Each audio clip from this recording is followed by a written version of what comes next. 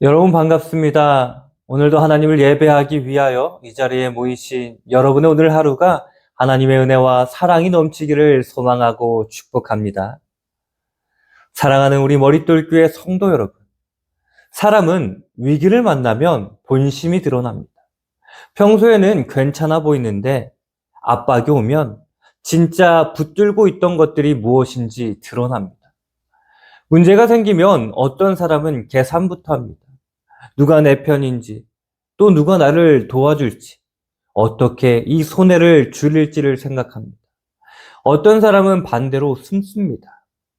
괜히 나섰다가 더 힘들어질까봐 한 걸음 뒤로 물러섭니다. 또 어떤 사람은 화를 냅니다. 억울하니까, 소리치고 답답하니까 사람을 탓합니다. 또 어떤 사람은 낙심합니다. 이제 끝이 아닌가? 여기까지인가? 그렇게 주저앉습니다. 교회도 다르지 않습니다. 교회 역시 압박을 받으면 정체가 드러납니다. 칭찬받을 때는 다 믿음이 좋은 것처럼 보입니다. 평안할 때는 다 담대한 것처럼 보입니다. 그런데 위협이 오면 드러나게 되어 있습니다. 우리가 정말 복음을 믿는 공동체인지 아니면 분위기 좋을 때만 신앙생활을 하는 공동체인지 말입니다. 오늘 말씀은 초대교회가 위협을 받은 직후의 장면입니다. 베드로와 요한이 성전 미문에서 안진뱅이를 예수님의 이름으로 일으켰습니다. 그 일로 많은 사람들이 놀랬고 베드로는 분명하게 복음을 전했습니다.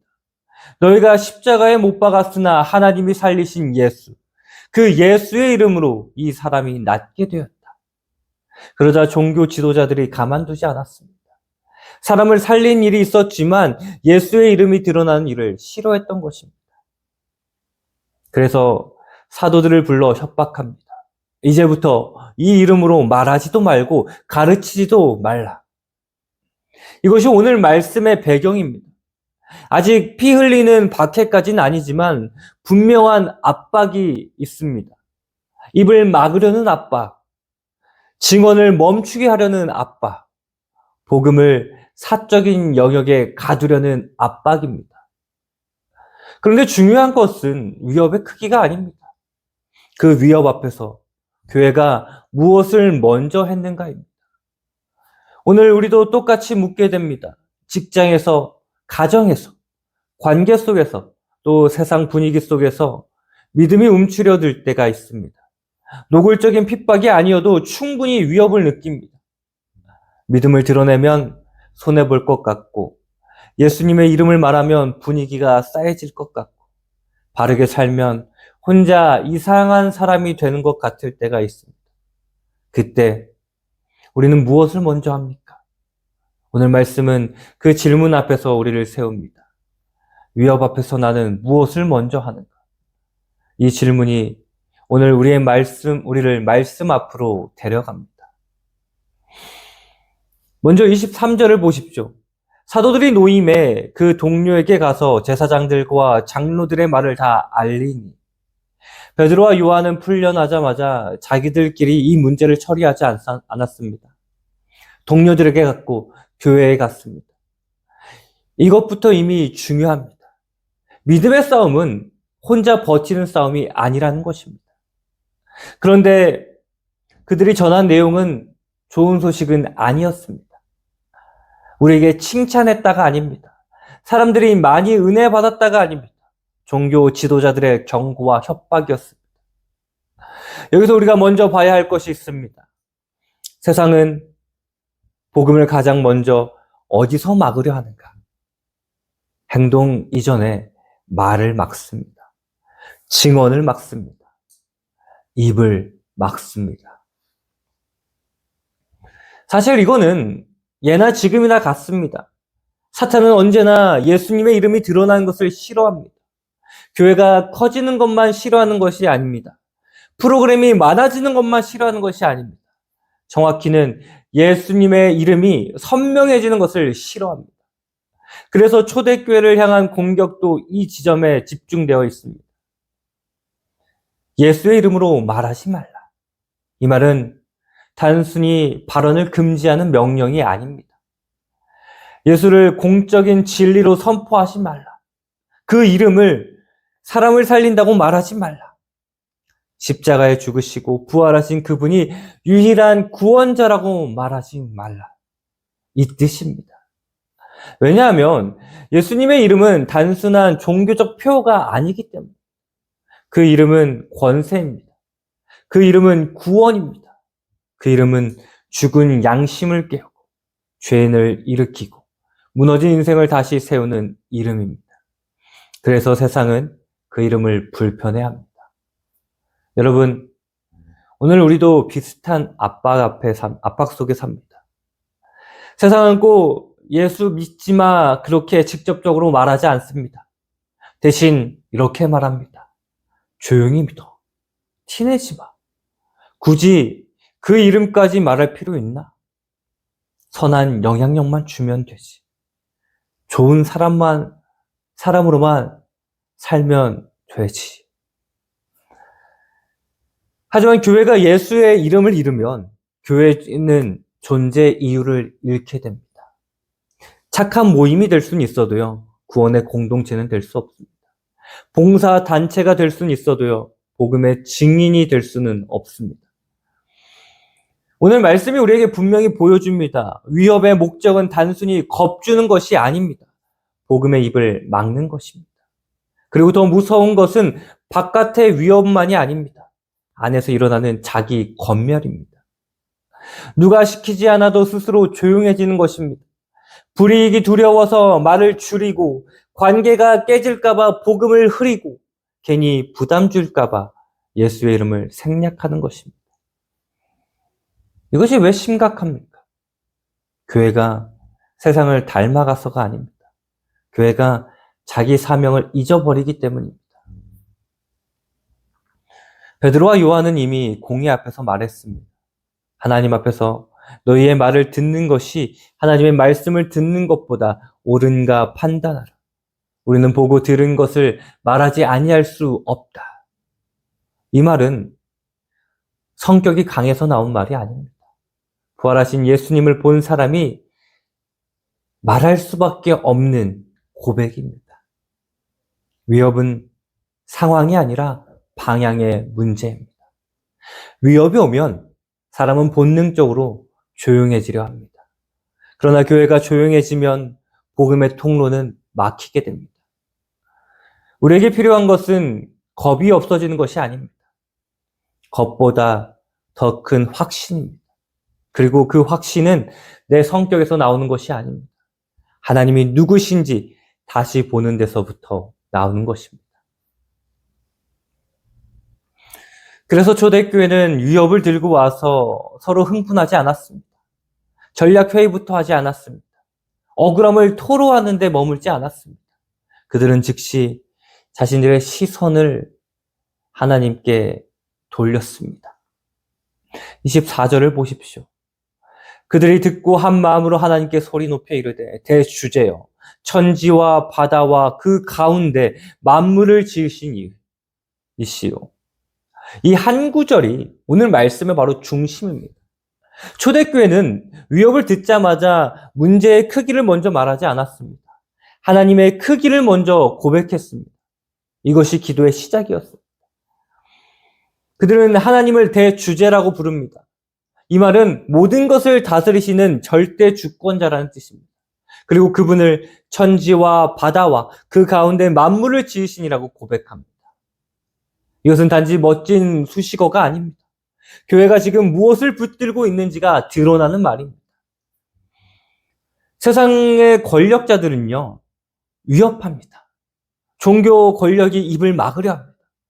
분위기는 무겁고 현실은 만만치 않습니다. 그런데 교회는 먼저 선언합니다. 진짜 주인은 저 사람들이 아니라 하나님이십니다. 진짜 역사의 주도권은 그 공회가 아니라 하나님께 있습니다.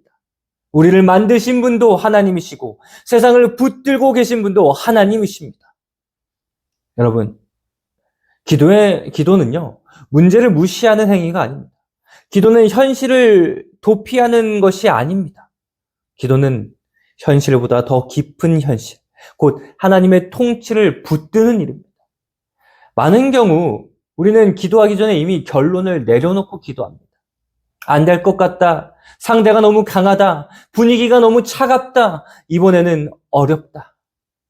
그렇게 상황을 해석해놓고 하나님께 가져갑니다. 그런데 초대교회는 반대로 했습니다. 상황을 먼저 해석한 것이 아니라 하나님으로 상황을 해석했습니다. 25절부터 28절까지 보면 그들은 시편 2편을 인용합니다. 어찌하여 열방이 분노하며 족속들이 허사를 경영하였는고. 그리고 헤롯과 본디오 빌라도와 이방인과 이스라엘 백성이 예수님을 대적하여 함께 모였다라고 말합니다. 이것이 무슨 뜻입니까? 교회는 지금 교회가 당한 위협을 우연한 사건으로 보지 않는다라는 것입니다. 그들은 성경 안에서 현실을 읽었습니다. 말씀으로 현실을 해석했습니다. 예수님이 십자가에 달리실 때도 그랬습니다. 사람들은 자기가 권력을 잡았다고 생각했습니다. 헤롯은 자기 계산대로 움직였고 빌라도는 정치적 판단을 했고 군중은 자기 감정대로 소리쳤습니다. 그러나 28절은 놀랍게 말합니다. 하나님의 권능과 뜻대로 이루려고 예정하신 그것을 행하려고 이 성에 모였나이다. 이 말은 악한 사람들이 무죄라는 뜻이 아닙니다. 그들의 책임이 사라진다는 뜻도 아닙니다. 그들이 악을 행했지만 그 악조차 하나님의 주권 밖으로 벗어나지 못했다라는 뜻입니다. 사람들은 예수를 죽였지만 하나님은 그 십자가로 구원을 이루셨습니다.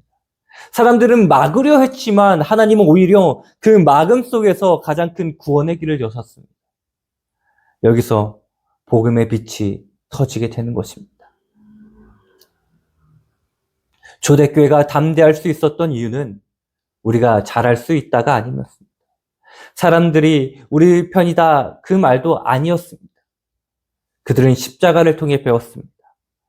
사람의 악이 하나님의 구원을 꺾지 못한다라는 것을, 그 사실을 십자가를 통해서 배웠습니다. 이것이 바로 복음입니다. 세상에 가장 악한 결정을 내렸던 날 하나님은 가장 선한 일을 이루셨습니다. 사람들은 하나님의 아들을 십자가에 못 박았지만 하나님은 그 십자가로 죄인을 살리셨습니다. 사람들은 예수님을 침묵시키려 했지만 하나님은 부활로 그 이름을 온 세상에 높이셨습니다. 그러니 초대교회는 지금의 협박 앞에서도 흔들리지 않았습니다. 이미 십자가와 부활을 통해 배웠기 때문입니다. 하나님은 막히지 않으십니다. 하나님은 악을 선으로 뒤집으십니다. 하나님의 복음은 사람의 손에 의해 중단되지 않는다라는 것입니다. 여러분, 이 복음의 시야가 없으면 위협은 너무나 크게 보입니다. 사람 하나가 크게 보이고 분위기 하나가 크게 보이고 손해가 크게 보입니다. 그러나 십자가와 부활의 하나님을 다시 보면 두려움이 사라지는 것은 아니어도 두려움의 자리가 바뀌게 됩니다. 위협의 중심이 아니고 하나님이 중심이 됩니다. 그래서 초대교회는 기도에서 놀라운 요청을 합니다. 29절입니다. 주여 이제도 그들의 위협함을 굽어보시옵고. 여기까지는 우리가 많이 하는 기도와 비슷합니다. 주님, 저 상황을 보십시오. 저 어려움을 보십시오. 저들의 위협을 보십시오. 그런데 이어지는 기도가 다릅니다. 또 종들로 하여금 담대히 하나님의 말씀을 전하게 하여 주시오며. 교회는 위협을 없애달라고 먼저 기도하지 않았습니다. 상황을 편하게 해달라고도 기도하지 않았습니다.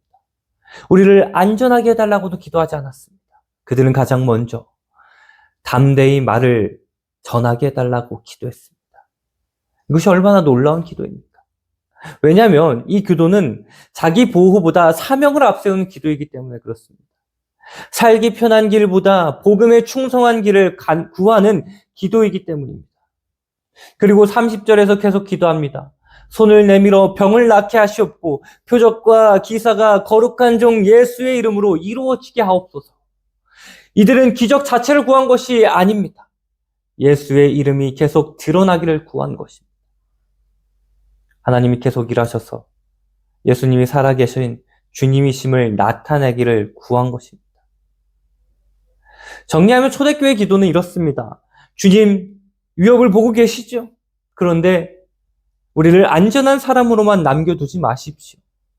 우리를 담대한 증인으로 써주십시오. 예수의 이름이 더욱더 선명해지게 해주십시오. 이것이 오늘 말씀의 중심입니다. 교회의 능력은 위협이 없는 데서 나오지 않습니다. 위협 속에서도 하나님을 크게 보는 데서 나오는 것입니다. 그리고 여기서 우리는 다시 복음 앞에 섭니다. 우리가 담대해야 하는 이유는 우리가 강해서가 아닙니다. 우리는 원래 겁 많고 눈치 보고 손해를 싫어하고 사람의 시선에 약한 사람들입니다. 베드로도 그랬습니다. 몇 주 전만 해도요, 예수님을 3번이나 부인한 사람이 베드로입니다. 그런데 베드로가 지금 담대해졌습니다. 왜입니까? 부활하신 예수님을 만났기 때문입니다. 성령께서 그를 붙드셨기 때문에 그렇습니다. 용기의 근원은 인간의 결심이 아니라 살아계신 그리스도와 성령의 역사입니다. 그러니 오늘 우리가 이 말씀을 우리를 정죄하려고 하는 것이 아닙니다. 왜 너는 그렇게 겁이 많으냐? 그렇게 우리를 몰아붙이려고 하는 것이 아니라는 거예요. 오히려 우리를 초대합니다. 내 담대함을 내 안에서 찾지 말고 십자가와 부활의 주님 안에서 찾으라. 내 확신을 내 성격에서 찾지 말고 하나님의 주권 안에서 찾으라. 이제 마지막으로 이 말씀이 우리를 어디로 이끄는지 한번 보도록 하겠습니다. 31절을 보십시오. 빌기를 다음에 모인 곳이 진동하더니 무리가 다 성령이 충만하여 담대히 하나님의 말씀을 전하니라. 기도는 끝이 났습니다. 그런데 그들의 할 일이 끝이 난 것은 아닙니다. 기도는 행동의 시작이었습니다. 하나님은 그들이 모인 곳을 흔드셨습니다. 이것은 단순한 신비 체험의 장식이 아닙니다. 하나님이 지금 이 기도를 들으셨고 이 공동체 가운데 실제로 임하셨다라는 표징. 그리고 그 결과는 감정적 고조가 아니었습니다. 다시 한번 말씀을 보십시오. 성령이 충만하여 담대히 하나님의 말씀을 전하니라. 결국 하나님이 주신 응답이었습니다.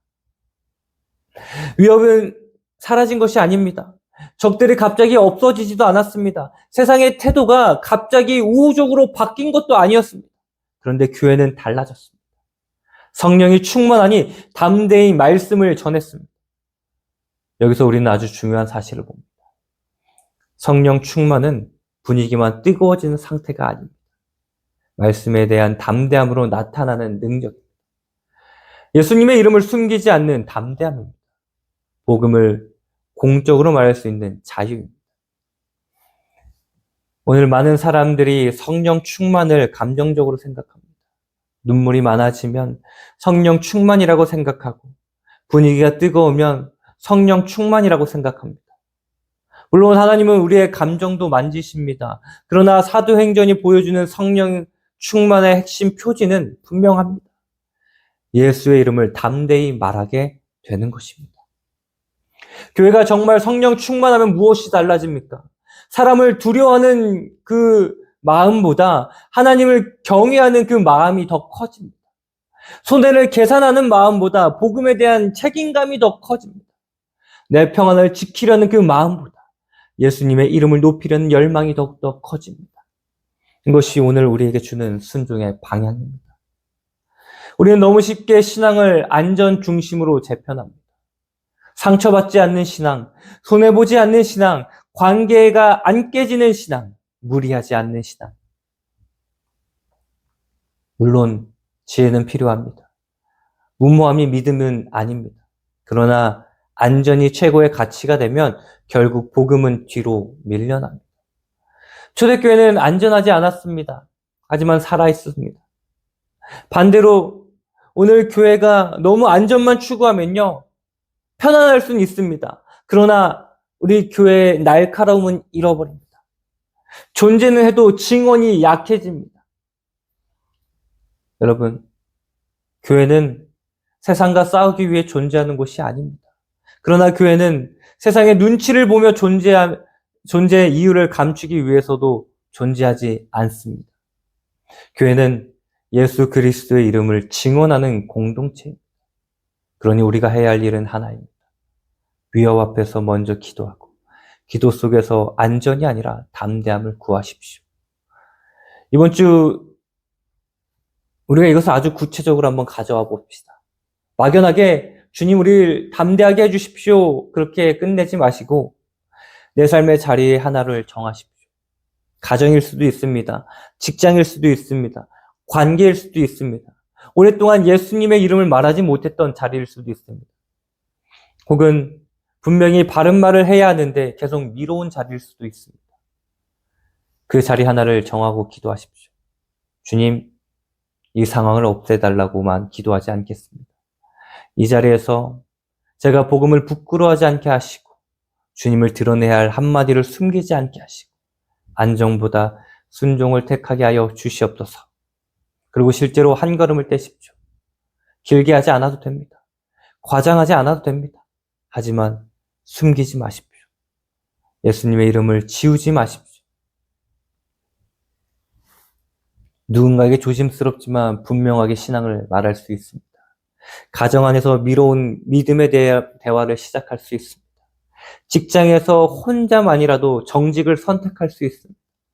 관계 속에서 사람 비위 맞추는 말이 아니라 진실한 믿음의 언어를 택할 수가 있습니다. 기억하십시오.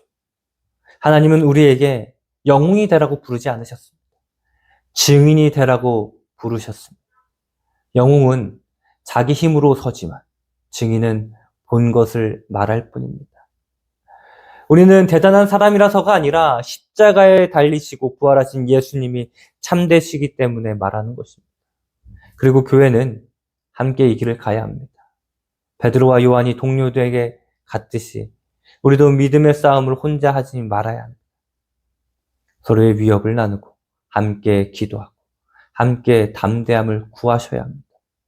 교회는 상처 없는 사람들의 모임이 아닙니다. 두려움은 있었지만 그 두려움을 들고 하나님께 함께 나아가는 것이 그리고 그런 사람들의 모임입니다. 오늘 말씀은 우리에게 묻고 있습니다. 너는 평안을 지키는 데 익숙한 교회인가? 복음을 증언하는 교회인가?